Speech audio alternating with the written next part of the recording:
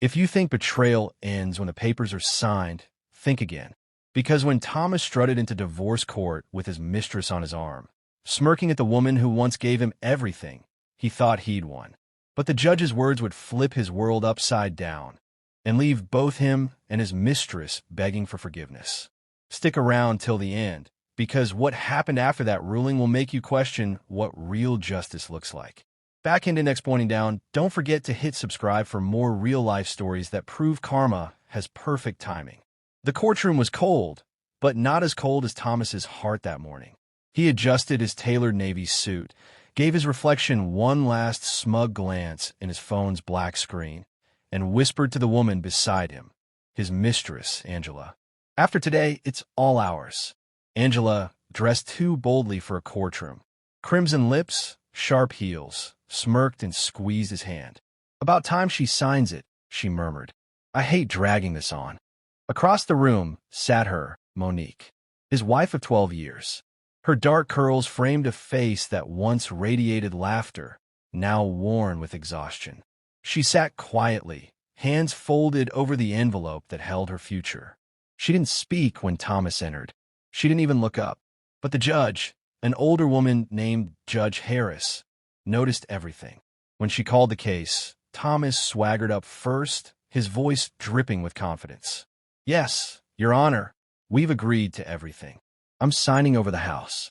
I just want to move on. Judge Harris glanced between the trio. I see. And Mrs. Bennet. Monique finally rose. She stood straight, her calm presence somehow commanding the room. Yes, Your Honor, I've agreed to the divorce. But I have one last statement before we sign.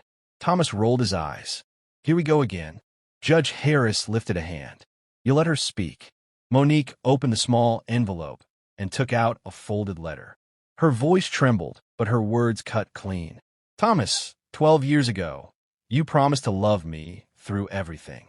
I stood by you when you lost your first job, when you couldn't pay rent, when your mother was sick. I never gave up on you. She paused, tears glistening. But the moment I started doing better, when my business took off, you changed. You couldn't stand me being successful. You said I made you feel small. And instead of growing with me, you found someone smaller. Angela shifted uncomfortably. Thomas crossed his arms, jaw tight. Monique continued, her voice stronger now. I didn't come here to beg or to fight.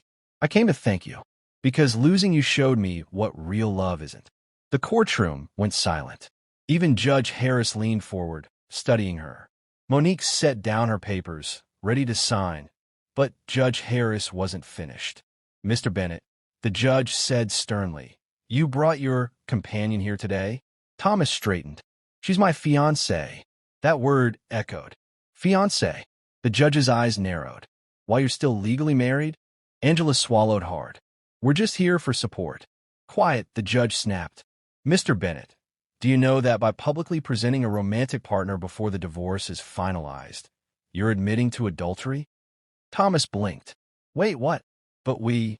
Oh, yes, Judge Harris said coolly. Which means Mrs. Bennet is legally entitled to more than half your assets, including your business holdings. A murmur swept through the courtroom. Angela's eyes widened. What?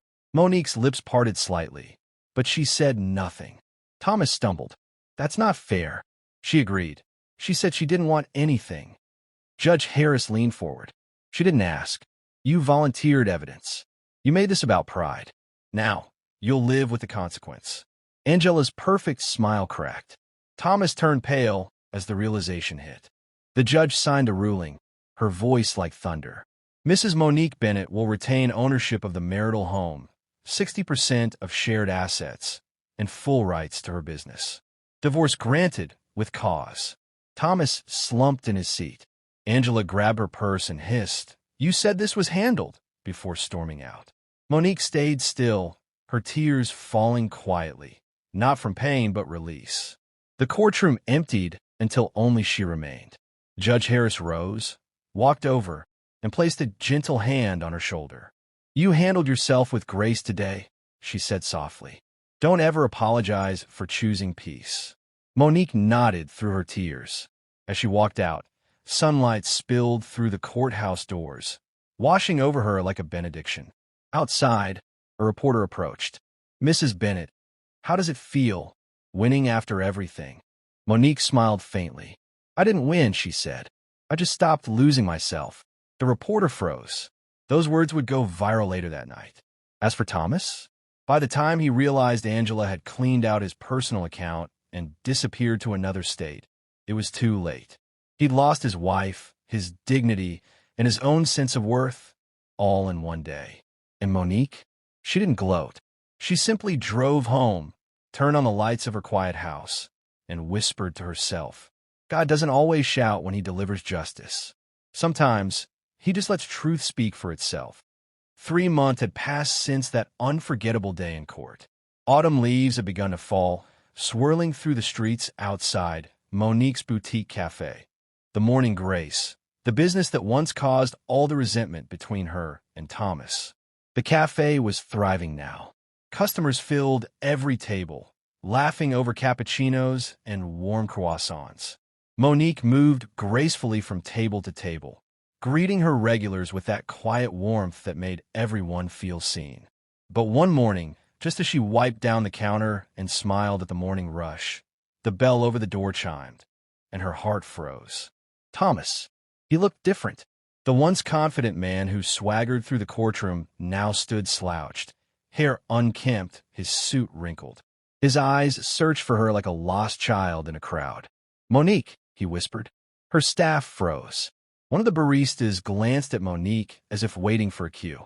"It's okay," she said softly. "I'll handle this."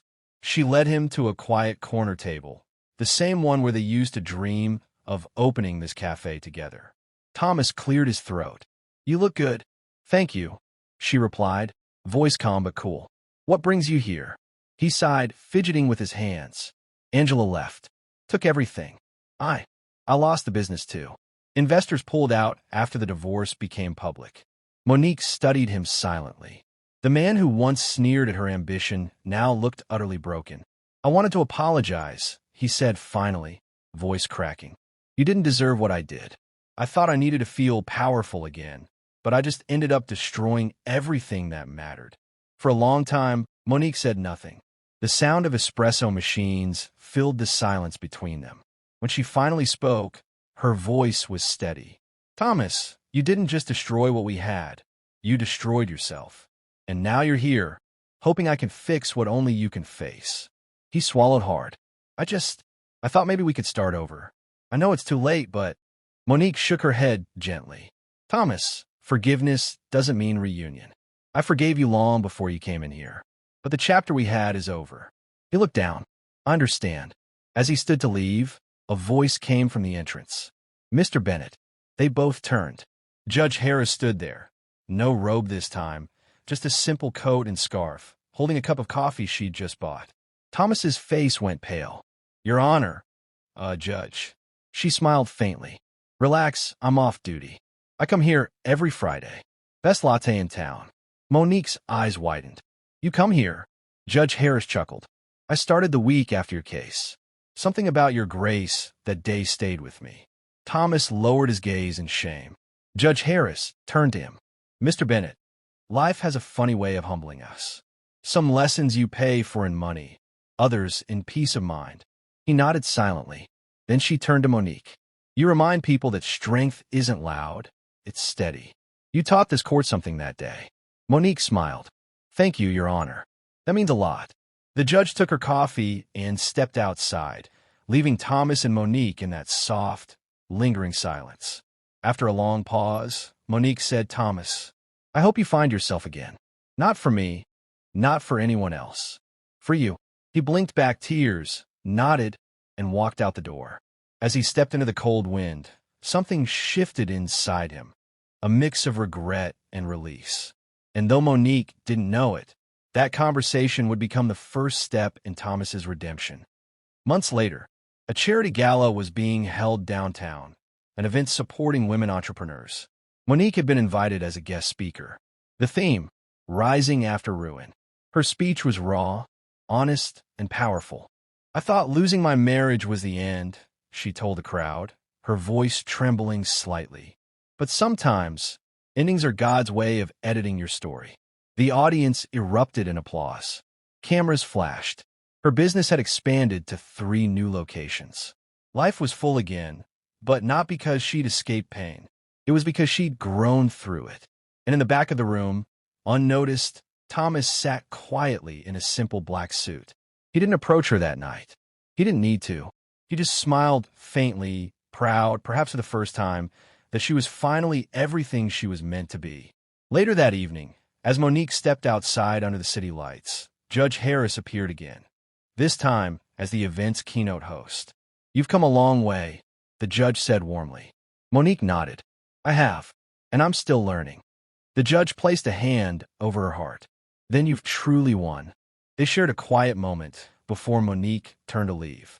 Across the street, Thomas watched for a second, then disappeared into the crowd. For once, he didn't feel anger or shame, just peace. Epilogue outro. Final. Reflexion. Life has a strange way of giving back what you thought you'd lost, but only after it strips away what you never needed. Thomas learned that love isn't ownership, it's respect. Monique learned that forgiveness doesn't require reconciliation, it requires freedom. And Judge Harris? She became a silent witness to a story that reminded everyone in her courtroom that justice isn't always about punishment. Sometimes it's about perspective. So, the next time someone breaks your trust, remember, you don't have to fight to win. Sometimes the quiet strength to walk away is the loudest victory of all. Movie Camera, if this story moved you, hit that subscribe button, turn on notifications, and share it with someone who needs to hear this today. Speech balloon question for you. Do you believe people who betray others can truly change? Or do they just regret being caught? Comment below.